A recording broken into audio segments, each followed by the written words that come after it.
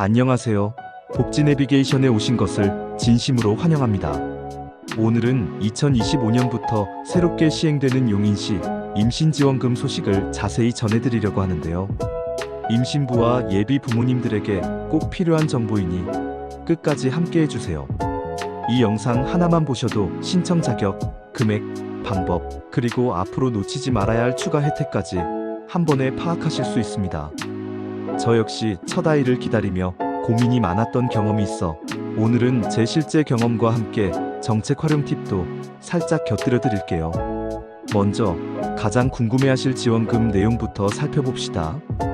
용인시에서는 임신부 한 명당 최대 30만원씩, 태아가 여러 명이면 그에 비례하여 쌍둥이는 60만원, 셋쌍둥이면 90만원까지 지급하는 정책을 준비했습니다.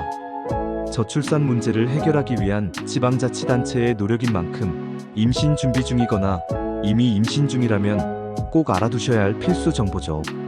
가장 큰 특징은 지원 대상이 비교적 넓다는 점인데요. 용인시에 주민등록을 두고 180일 이상 거주 중인 임신부라면 누구나 혜택을 받을 수 있고, 외국인 임신부도 일정 요건만 충족하면 동일하게 신청 가능합니다. 국내외를 불문하고 임신부라면 골고루 혜택을 드리겠다는 포괄적 정책인 셈이죠. 실제로 임신 기간엔 병원비, 영양제, 산모, 교실 수강 등 지출이 늘어나는 시기인데 이 지원금이 적잖은 도움이 될 것 같습니다. 이 임신지원금은 지역화폐로 지급됩니다. 지역화폐라서 병원비 외엔 못 쓰는 건 아닐까? 라고 걱정하실 수 있지만 사실상 대부분의 업종에서 사용 가능해 활용도가 높습니다. 용인시청 공식 자료에 따르면 별도의 사용 제한은 거의 없다고 해요. 지역화폐를 적극적으로 쓰는 것이 곧 지역경제 활성화에도 기여하는 방식이니 서로 윈윈이라는 설명입니다. 자, 그렇다면 신청 시기를 놓치지 않게 조심하셔야겠죠? 임신 20주 이후부터 출산 전까지 신청이 가능하며 2025년 1월 1일부터 3월 31일 사이에 출산하신 분도 2025년 6월 30일까지 소급 신청할 수 있습니다. 출산 후에 정신없다 보면 지원금 신청 기한을 놓칠 수 있는데 일정 기간 소급 신청이 가능하다는 점 기억해 두세요. 저도 예전에 서류 접수 타이밍을 놓칠까봐 달력에 크게 표시해둔 경험이 있답니다. 신청 방법은 크게 두 가지입니다. 첫째, 거주지 행정복지센터를 직접 방문. 둘째, 정부24 온라인 접수를 통해 간단하게 진행할 수 있어요. 준비물로는 신분증과 임신확인서 또는 산모 수첩만 챙기시면 되니 복잡한 서류 준비 없이 빠르고 쉽게 신청할 수 있습니다. 지방자치단체별로 준비 서류가 조금씩 다를 때가 있어서 본격적인 신청 전 꼭 한 번 더 확인해 보시길 권해드립니다. 이 정책이 시행된 가장 큰 배경은 저출산 문제 해결과 출산 장려인데요. 통계청 저출산 고령사회위원회 자료 등에 따르면 우리나라는 해마다 출산율이 최저치를 경신하고 있습니다.